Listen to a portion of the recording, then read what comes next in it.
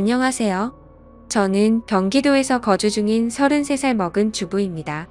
32살 때 시집와서 남편이랑 분가해서 살았고요. 어느 날 남편이 어머님께서 돌아가시고 혼자 계신 아버님을 저희가 모시는 게 어떻겠냐고 갑자기 이야기를 하더군요.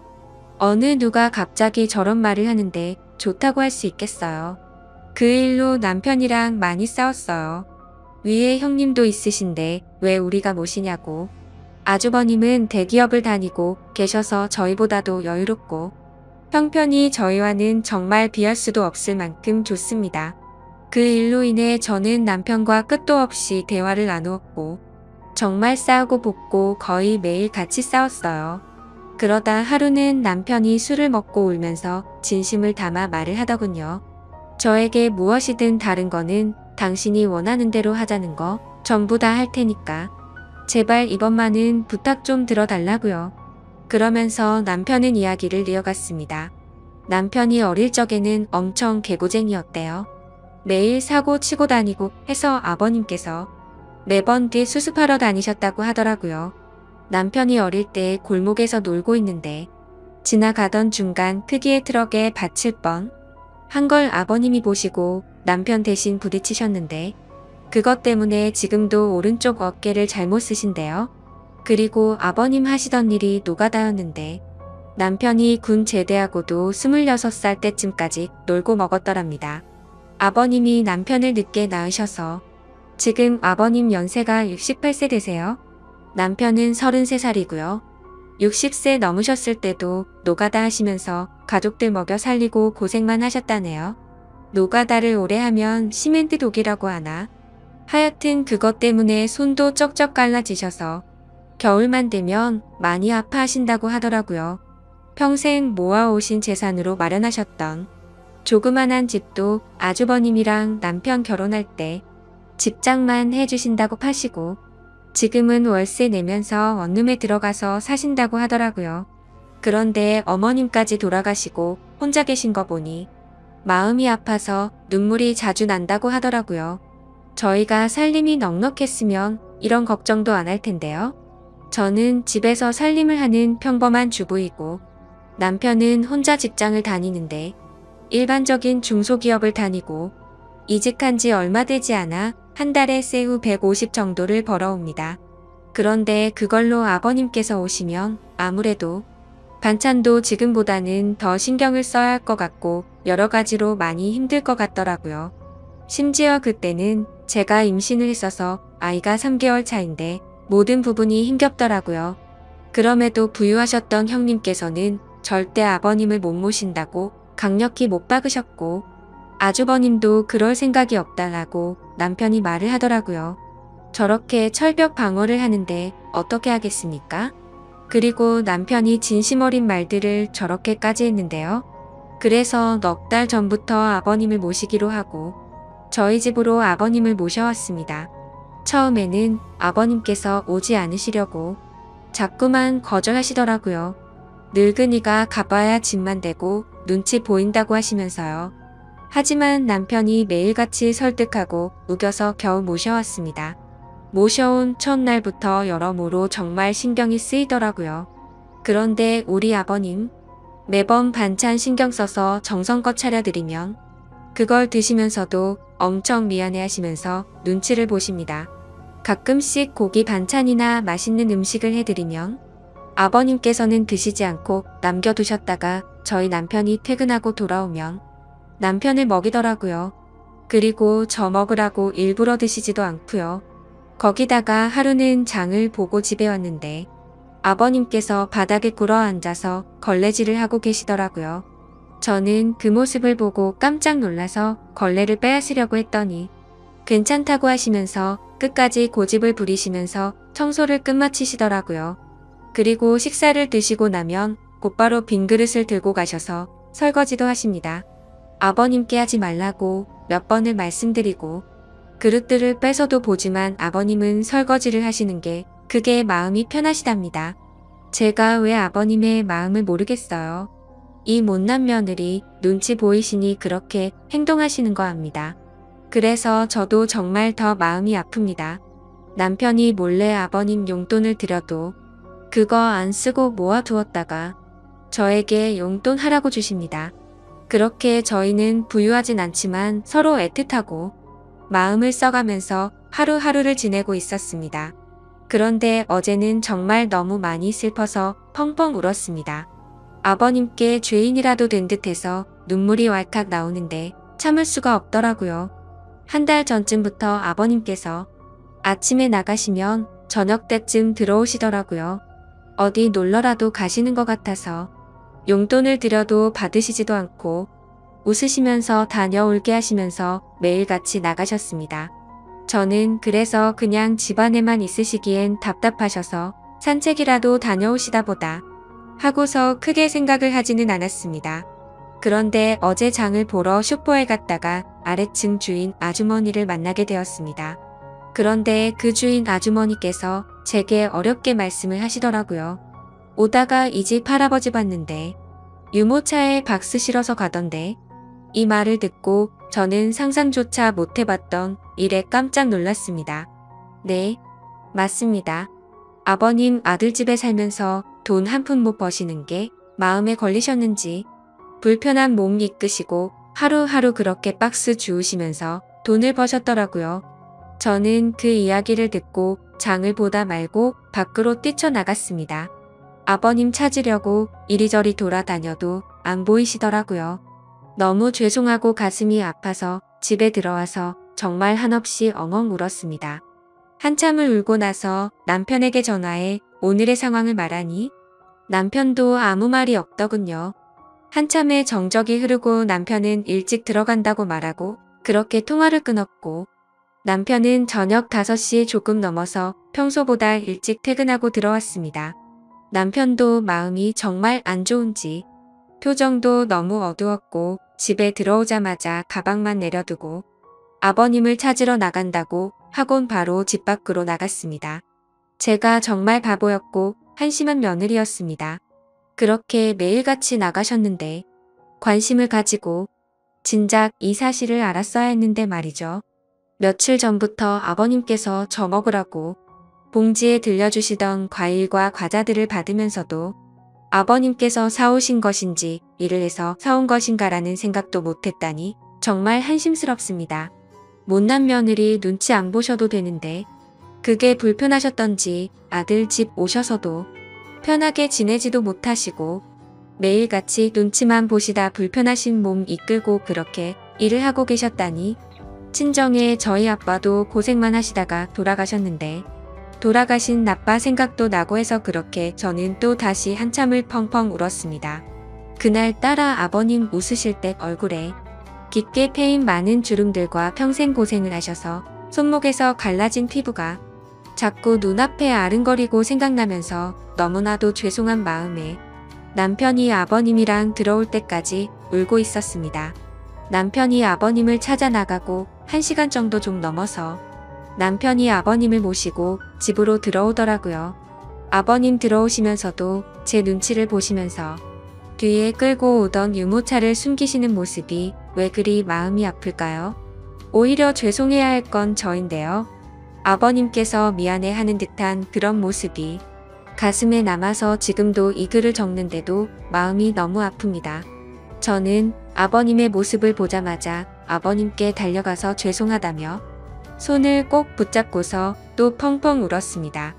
그러자 아버님께서는 매일 나 때문에 밥 차리느라 고생도 많고 편하게 있지 못하게 해서 내가 정말 미안하다면서 제 얼굴을 보면서 손을 꼭 붙잡아 주시면서 말씀하시는데 저는 눈물이 멈추지 않았습니다. 저는 그날 아버님의 손을 처음으로 만져봤습니다. 평생을 고생하시면서 지내온 아버님의 손, 심하게 갈라지신 손등과 굳은 살 베인 손에 마음이 너무 아팠어요. 방 안에 모시고 나서도 죄송하다며 그렇게 펑펑 울었습니다. 아버님 식사 챙겨드리려고 부엌에 와서도 요리를 하고 있는데도 왜 그리 눈물이 그치지가 않던지 남편은 아버님께 다시는 그런 일 하시지 말라고 말했고 앞으로는 제가 더 열심히 일해서 벌면 되니까 그런 일 하시지 말라고 아버님께 확답을 받아냈습니다. 그렇게 이야기를 끝마치고서 3명이 오순도순 모여서 함께 저녁을 먹었습니다. 밥을 먹는데도 아버님 손을 보면서 자꾸 가슴이 아프더라고요. 오늘은 어제 일도 있고 해서 남편이 연차를 내서 쉬는 날이었고 저는 아버님 모시고 시내 나가자고 남편에게 얘기를 했습니다. 그렇게 저희는 다 같이 시내에 나갔고 날이 좀 쌀쌀해져서 아버님 잠바 하나랑 신발을 샀습니다. 한사코 괜찮다고 하시던 아버님께 제가 말씀을 드렸습니다. 자꾸 그러시면 제가 아버님 눈치 보여서 힘들어요. 이렇게 말씀드렸더니 아버님께서는 고맙다고 하시면서 받으시더라고요. 그리고 집에 아버님 심심하실까봐 케이블 TV도 신청했습니다. 아버님께서 스포츠를 좋아하시는데 오늘 야구 방송이랑 낚시 방송 보시면서 너무 즐거워 보이시더라고요. 조용히 다가가서 아버님 어깨를 만져드리는데 보기보다 정말 왜소하시더라고요. 제가 꽉 잡아도 부서질 것만 같은 그런 아버님에게 지금까지 고생만 하시고 자식들 뒷바라지 하시느라 평생 헌신하시면서 살아오셨던 아버님의 그런 발자취들이 느껴지면서 저는 또 마음이 아파왔네요. 남편한테 말했어요. 저 평생 아버님 정말 친아버지처럼 생각하고 모신다고요. 비록 지금은 아버님께서 불편해하시지만 언젠가는 친딸처럼 생각하시면서 대해주실 때까지 정말 잘할 거라고요. 마지막으로 아버님, 앞으로는 제 눈치 안 보셔도 돼요. 제가 그렇게 나쁜 며느리 아니잖아요. 아버님의 힘드신 희생이 없으셨다면 지금의 남편도 없잖아요. 그랬다면 지금의 저와 뱃속에 사랑스러운 손자도 없을 거예요. 저 아버님 싫어하지 않고 정말 사랑해요, 아버님. 그러니 항상 건강하시고 오래오래 사셔야 돼요. 그리고 2번 다시 그렇게 일 안 하셔도 돼요. 저 허리띠 졸라 매고 알뜰하게 살게요. 다음 사연입니다. 안녕하세요. 저는 평범하게 직장을 다니고 있는 22살 여자입니다. 저와 남자친구는 장거리 연애를 하고 있고요. 일하느라 일주일에 딱 1번 쉬고 만나고 있습니다. 그날마다 남자친구와 서로 지역을 오가면서 만나고 있고요. 그래서 이번 주에는 제가 남자친구가 있는 곳으로 갔습니다. 남자친구와 더 오래 있고 싶은 마음에 쉬는 날 전날이면 저는 항상 일이 끝나고 그 저녁에 버스를 타고서 남자친구네 동네를 갑니다. 남자친구가 절 혼자 두기 불안하다고 찜질방에서 자도 되는데도 불구하고 일부러 돈을 더 들여서 남자친구의 집에서 제일 가까운 숙박업소에서 저를 재우고 남자친구는 외박이 어려운 처지라 자신의 집으로 갑니다. 결론적으로 저는 혼자 그곳에서 항상 잠을 잡니다. 요번 주에는 가서 남자친구와 오랜만에 치킨과 맥주를 먹었는데 그날따라 맥주가 술술 들어가더니 나중에 정신을 차려보니 술에 좀 취해있는 상황이었습니다. 남자친구는 항상 그랬던 것처럼 저를 재우던 모텔에 저를 재우고 남자친구는 집으로 갔고 저는 자기 전까지 계속 카톡을 하고 있었습니다. 그런데 갑자기 밖에서 누가 계속 노크를 하는 겁니다. 무슨 일인가 하고 나가보려고 했는데 혼자인 게 무섭기도 하고 겁이 나서 문만 살짝 열어서 빼꼼 밖을 봤습니다. 밖을 봤더니 옆방 앞에 모텔 아르바이트생이 있던 겁니다. 모텔 아르바이트생은 아저씨였고 저는 혼자인데 낯선 남자가 있는 것에 겁이 나서 문을 황급히 닫았습니다. 그러고 나서 남자친구와 카톡을 계속하면서 이런저런 일이 있었다고 얘기를 하고 자려고 침대에 누웠는데 누가 다시 똑똑하는 겁니다. 이번에는 열지 않았습니다. 그랬더니 모텔 방으로 전화가 오는 겁니다. 그래서 모텔에 무슨 일이 있는 건가 하고 전화를 받았습니다. 그랬더니 맥주 가져다 드릴 테니까 종업원 가면 문 여시라고 하는 것이었습니다. 항상 여길 오니까 주는가 보다 하고 별 의심 없이 문을 열고 받았습니다.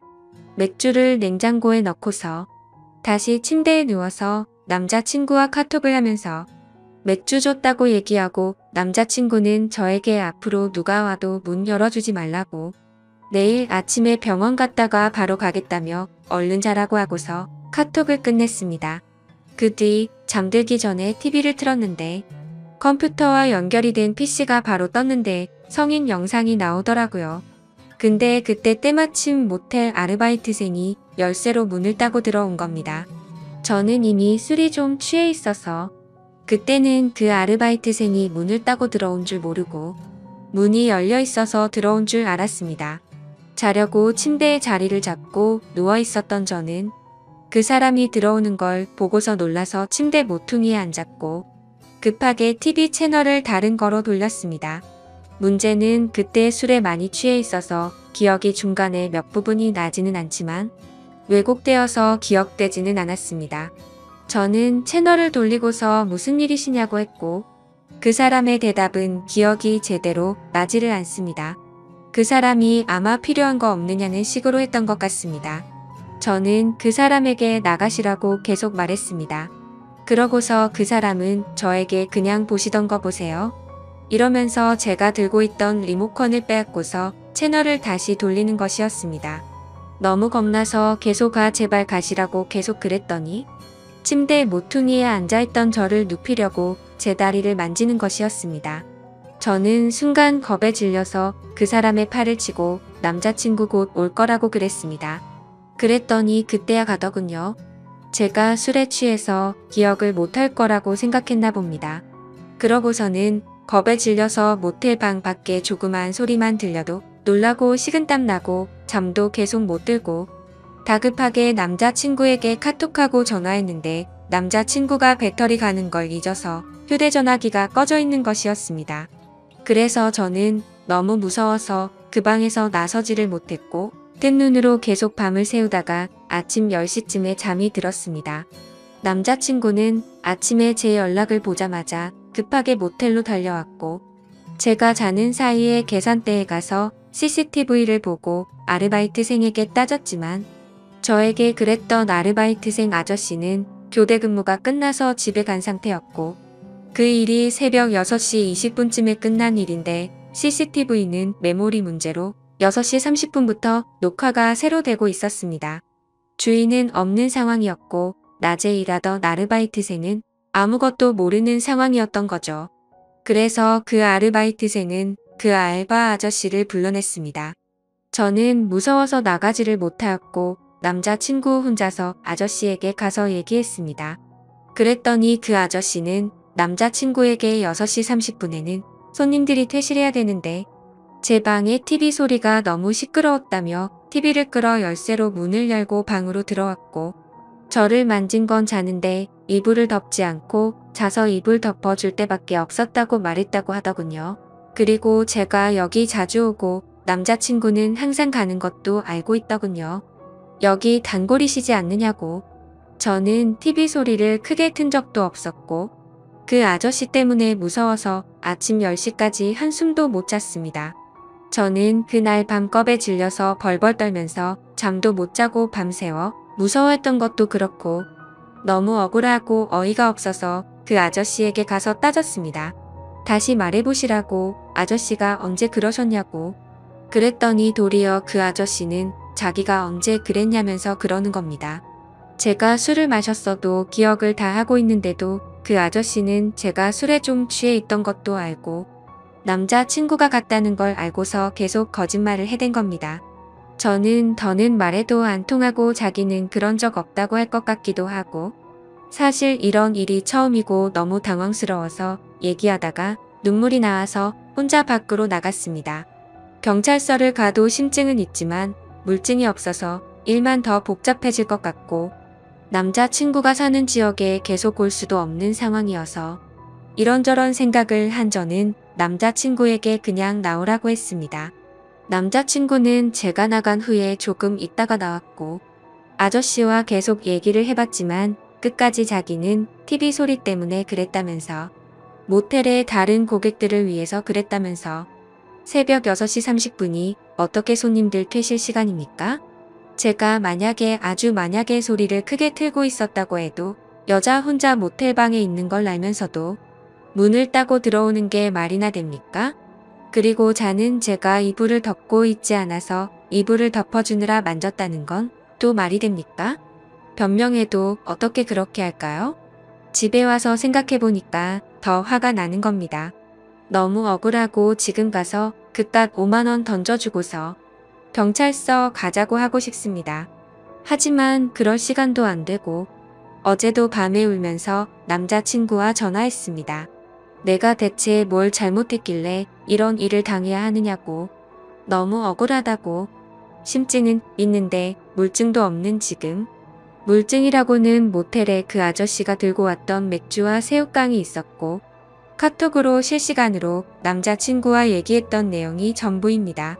그 자리에서 마음 다 풀릴 때까지 해결하고 오지 못하고 바보처럼 제대로 따지지도 못한 저 자신에게 너무 화가 납니다.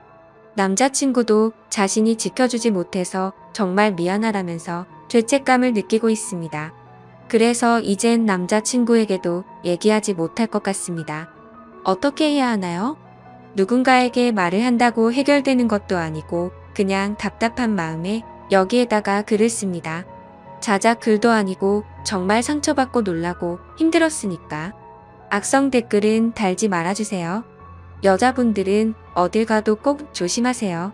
찜질방은 위험하다고 해서 남자친구가 돈 더 들여가면서 모텔에 재웠는데 누가 이런 일이 생길 줄 알았겠어요. 지금까지 제 고민을 들어주셔서 감사합니다.